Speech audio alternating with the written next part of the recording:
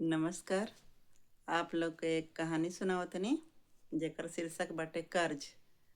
कर्ज कोई के भी ले करके और न चुकावल जाओ तो ओकर कितना बड़ा हर्जाना चुकावे के पड़ेला।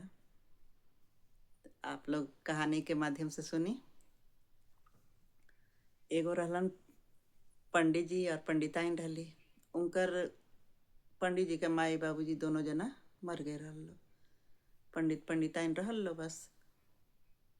तो उनकर जौन बाबूजी रहलन उ मरलन तो ओकरा बाद से बैल के योनि में अइलन अपने ही बेटा के घर में।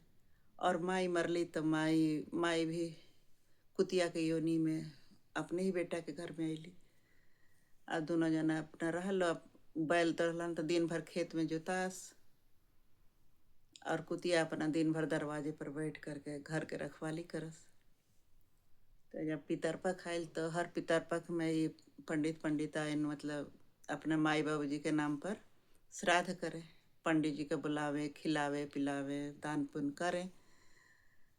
तो वैसे ही श्राद्ध आई रहे तो पंडिताइन अच्छा अच्छा पकवान पकौली। पंडित जी के बुलौले रहली कि भाई आकर के भोजन पानी करिहन और दान पुण्य कैल जाई ताकि माई बाबूजी के पुण्य मिली। तो खाना वाना बना करके रसोई में और गईली बाहर देखे खातिर कि पंडित जी आवत रन कि नहीं खाना। तब तक कुतिया वही जो दरवाजे में बैठा रहे। अब जैसे पंडिताइन गईली तो कुतिया देखत या कि तो रसोई में सांप घुसताटे। सांप घुस करके और सब बर्तन को मतलब सब बर्तन पर चढ़ गई। अब कुतिया कलस के अरे हमार पतो ही तो इतना मेहनत से खाना बनौले बिया हमनी के मतलब श्राद्ध खातिर और सांप तो जुठार देला सब बर्तन पर चढ़ के। अब तो ये अगर पुरोहित जी हैं न खइहन तो मर जइहन। फिर तो और हमारा बेटा बहुरिया पर पाप लाग जाई। अब का करी हम। तब तब तक ओकर पतो लौट करके रसोई में अली कि पंडित जी आ गए बड़ा खाना निकाल। तब जैसे अली वैसे कुतिया ओकरा से आगे ही जा करके सब खाना के मुंह से थुथुनिया दिलस कि जूठा कर दे तो ये पंडित जी के ना खिलाई। अब जुठार दिलस तब तो ओकर पतो ही गुस्सा में आ करके कि हम इतना मेहनत से सब पकवान बनौनी है खाना और ये कुतिया जुठार दिलस। अब का करें। अब उठौलस वो डंडा और दो चार डंडा वो कुतिया के तो मार देले। तब कुतिया काए काए करत बाहर भाग गईल। अब बहुत देर तक ले काए काए कैलस। फिर अब पंडिताइन हार मान के का कैली फिर खाना के पूरा फेंकली। फिर दूसर बनौली और पंडित जी के खियावली दान पुण्य कैली। अब जब रात भइल तो कुतिया बैल के पास जा कर के बैठल। तो बैल महाराज कहलन कि का हो का हालचाल बाटे, घर में का हालचाल बाटे, आज काहे बड़ा दुखी बड़ू तू। तो कुतिया कहलस कि का बताई हम, देखा पतो ही तो इतना मेहनत से खाना वाना सब बनौली है और खाना बना के बाहर गईली है कि पंडित जी आवत रन कि ना देखे। तब तक ले सांप घुस करके और सब खाना पर लौट गए हुए। सब खाना पर चल दिलस ही। अब मैं जहर भी छोड़ दिले हुई।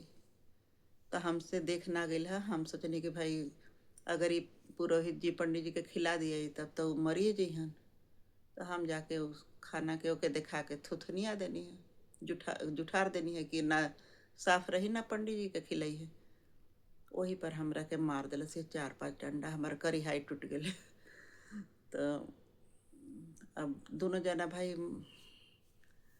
कुतिया और बैल दोनों मर्द मेहरारू बालो अपना दुख सुख दुख बतियावत आलो। तब उ बात के लड़का सुन लेलन। और काहे कि पशु के भाषा समझे कि पशु का बात करता। तब वही जो अपन खटिया बिछा के सुता रहलन। तब तक ही बैल और कुतिया दोनों बतियावत रहलो। तब सुन लेलन। तब उठ के बैठलन और गईलन बैल के पास में। कहलन कि आप तो इतना धर्मात्मा आदमी आप दोनों जन रहनी माई बाबूजी आप लोग और आप लोग ये योनि में आइल बनी, वो भी हमरे घर, मतलब अपने ही घर में। बताई कौन सा हमसे गलती हो गई बटे। हमके ना पता रहला कि आप हमारे बाबूजी हैं और हमरे माई हैं। तो हम इतना दिन से आप लोग के भाई बैल के योनि में बैल बन कैल बनी, तो हम खेत में हर जोतवा तनी, बोझा ढोआ तनी, और आपके खाना पानी जो भी जैसे बनता दे तनी, नहीं देत। तो कहलन बैल की, ए माए बाबू तोहार कोनो दोष ना है, ई दोष हमनी के अपना कर्म के है कि हमनी के तोहरा से पैसा उधार लेनी जा, मांगनी जा कि बाबू पैसा द, हम तोहर पैसा चुका देब, तू हमनी के खुशी से दे दिहला, लेकिन हमनी के चुकावे ना पैनी जा तोहर पैसा, और हमनी के दोनों जना मर गए नी जा। अब मर गई नी जा तो भाई कर्ज तो कर्ज होला, चाहे जौना रूप में ओके मतलब पटावा, भगवान तो भाई वो भेजबे करी हन धरती पर कर्ज पटावे खातिर। तो हमनी के भगवान यही बैल के रूप में भेजलन, और ई तोहरा माई के कुतिया के रूप में। तो हमनी के तोहर कर्ज पटाओ तनी जा। तब उनका लड़का के बहुत दुख भइल कि अरे हम अपने ही माई बाबूजी से मतलब इतना काम लेतनी और बोझा ढोआवतनी, और कुतिया के रूप में बड़ी तीन के हमनी के मार भी देतनी जा। कितना कष्ट आज हम यहाँ लोग के नाम पर पंडित जी और पुरोहित और दुनियादारी खिलावतनी, और यहाँ लोग के हमनी के कष्ट देतनी जा। बहुत उनके दुख भइल। फिर अपना पत्नी के जाके बतौलन, पत्नी भी बहुत दुखी भइली। फिर दोनों जना वहाँ लोग से माफ़ी मांगल लो कि भाई हमनी के अनजाने में गलती भइल बटे, कि आप ही दोनों के पुण्य के लिए हमनी के इतना सब कर तनी जा, और आप सब ये जीव आत्मा में आ करके और हमनी के घर बनी जब से।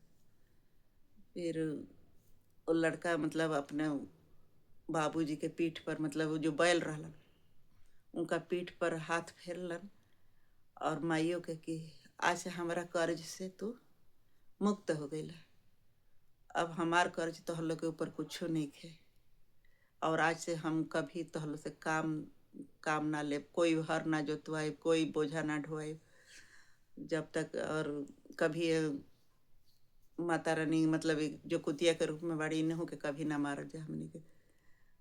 तब जितना दिन ले उहला रहलो तो ये दोनों प्राणी अपन सेवा कर खूब कर लो, लेकिन मन में कष्ट भी रहे कि देखा हमार माई बाबू जी इतना धर्मात्मा रहलो, और यहाँ ले ये योनि में आइल वालो।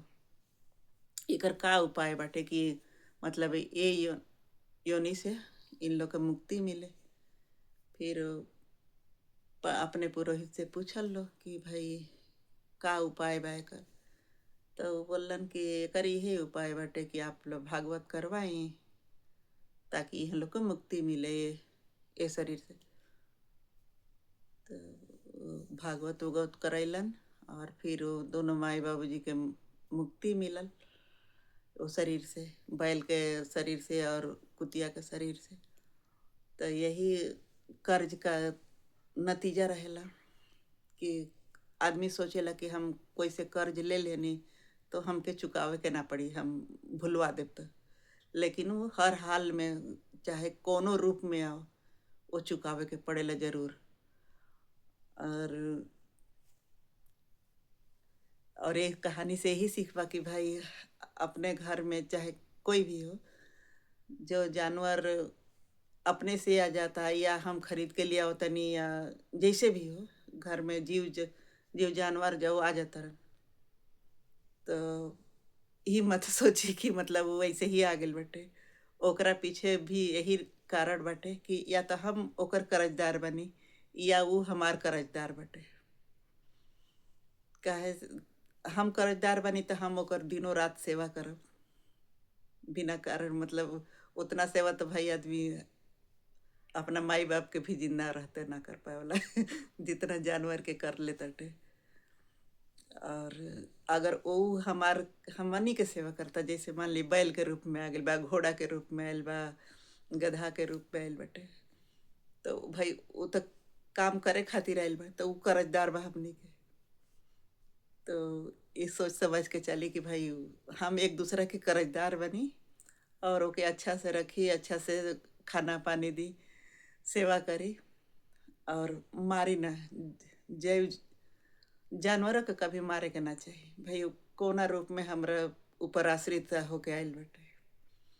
तो ये कहानी से यही सीख बाटे कि जो भी जीव जानवर पाले ओके अच्छा से आदर से रखे, मारे ना, खाना पीना के ऊपर ध्यान दे और कर्ज ना ले कोई से। कर्ज 1 रुपया के भी कर्ज जो लाखों रुपया तक हो जाला जब मेहनत करके पटावे के पड़ेला। तो जितना में रहे उतना में ही अपना जिंदगी चलावे। कर्ज कभी ना ले, कोई से भी ना ले, माँ बाप से भी ना ले कर्ज, या बेटा बहुरिया बेटी केहू से कर्ज नहीं। कर्ज कह के ना ले कि हम तो हम तह के पटा देतनी, ये कह के कभी कर्ज ना ले। जितना हो सके अपना जितना है उतना में ही काम करे। कर्ज का ब्याज बहुत ज़्यादा बढ़ जाला, तो ऐसे कर्ज कभी ना लेवे के चाहिए। तो एक कहानी इतना ही रहा है।